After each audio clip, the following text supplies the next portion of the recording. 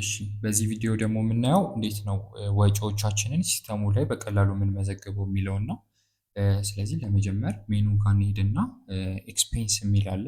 ኤክስፔንስ የሚለውን በመጫን ከዚህ በፊት ኤክስፔንስ ካለን ያሳየናል። ከሌለ ደግሞ አድ ኤክስፔንስ የምትለውን በተን በመጫን ኤክስፔንስ አድ ማድረጊያ ፎርም ያመጣልናል። እዚህ ጋር ቢዝነስ ዩኒት ያስመርጠናል። ቢዝነስ ዩኒቱን ሰሌክት እናደርግለታለን። ሎኬሽን የትኛው ብራንች ላይ ነው የሚለውንም በዛው ሰሌክት እናደርግለታለን። እና ይህንን ኤክስፔንስ ወይም ደግሞ ወጪ ለማን የከፈልነው የሚለውን በቀላሉ እዚህ ጋር የከፈልነውን ሰው ስም እዚህ ጋር እንጽፋለን። የተከፈለበት ቀን ይሄ ኤክስፔንስ መቼ ነው የተመዘገበው የሚለውን ዴታ አውቶማቲካሊ በዛሬ ቀን አድርጎ በሚመዘግብበት ቀን ነው የሚያደርግልን። እሱን ባዶን ተወውና ዲስክሪፕሽን ላይ ይህንን ኤክስፔንስ ለምንድን ነው ያወጣን ነው የሚለውን ሞር ዲስክሪፕሽን ካለን መስጠት እንችላለን ማለት ነው። እና ፔመንት በምንድን ነው የከፈልነው? በካሽ ነው ብሩን የከፈልነው ወይም በባንክ ትራንስፈር አድርገንለት ነው የሚለውን ከድርጅቱ አካውንት እዚህ ጋር ሞባይል መኒ ከሆነ ባንክ ትራንስፈር ከሆነ እዚህ ጋር እንመርጥለታል። ለምሳሌ አሁን ካሽ እንበለው። ሌላው ፔመንት ካታጎሪ ነው። ይህ ፔመንት ምን ካታጎሪ ውስጥ ነው? ለምሳሌ የኪራይ ነው ወይስ የዩቲሊቲ ነው? ፔሮል ነው ወይም ደግሞ የሰራተኞች ሳለሪ ነው? ዌጅ ነው? ቦነስ ለሰራተኞች ስንሰጥ ሊሆን ይችላል።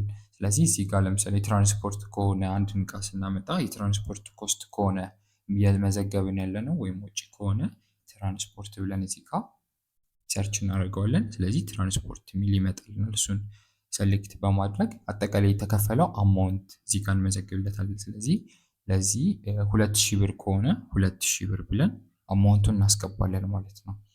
ስለዚህ እነዚህ ዳታዎች ከሞላን በኋላ አድ ኤክስፔንስ እንለዋለን። ስለዚህ ኤክስፔንሳችንን ያስገባልናል ማለት ነው። በዚህ መልኩ በራሱ ሰዓት ወደ ኤክስፔንስ ፔጅ ይወስደን እና ለአበበ የተከፈለ ከአግሮ ኬሚካል የሽያጭ ክፍል ወይም የስራ ክፍል 2000 ብር ተከፍሏል ብሎ በዚህ መሰረት ያሳየናል ማለት ነው ኤክስፔንሳችን። ሌላው ኤክስፔንስ ላይ ደረሰኝ ራሱ ጀነሬት ያደርግልናል። እዚህ ጋር እቺን 3 ነጠብጣብ በመንካት ቪው ኢንቮይስ በምንልበት ሰዓት እዚህ ጋር ደረሰኙን አውቶማቲካሊ ጀነሬት አድርጎ ያሳየናል። ኤክስፔንስ ኢንቮይስ ብሎ ለማን እንደተከፈለ፣ ለምን እንደተከፈለ እና ሰዓቱን ቀኑን ጨምሮ በደንብ እዚህ ጋር ያሳየናል። ይህንን ፕሪንት አውት አድርገን ደግሞ ከተከፈለው ሰው ጋር መፈራረም የምንችልበትም ሴክሽን አለው። ማን ነው ይህን የሰጠው እዚህ ጋር ይፈርማል።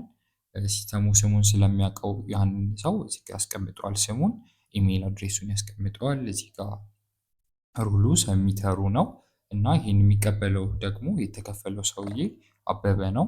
ቅድም መዝገበነዋል። ስለዚህ ሪሲፓንቱ ደግሞ እሱ ነው ማለት ነው። ስለዚህ እሱ እዚህ ጋር ይፈርምና ይህንን ማኑዋሊ ፕሪንት አድርገን መያዝ እንችላለን ማለት ነው፣ ሃርድ ኮፒውን። ስለዚህ ኤክስፔንስ በዚህ መልኩ ነው አድ የምናደርገው። አመሰግናለሁ።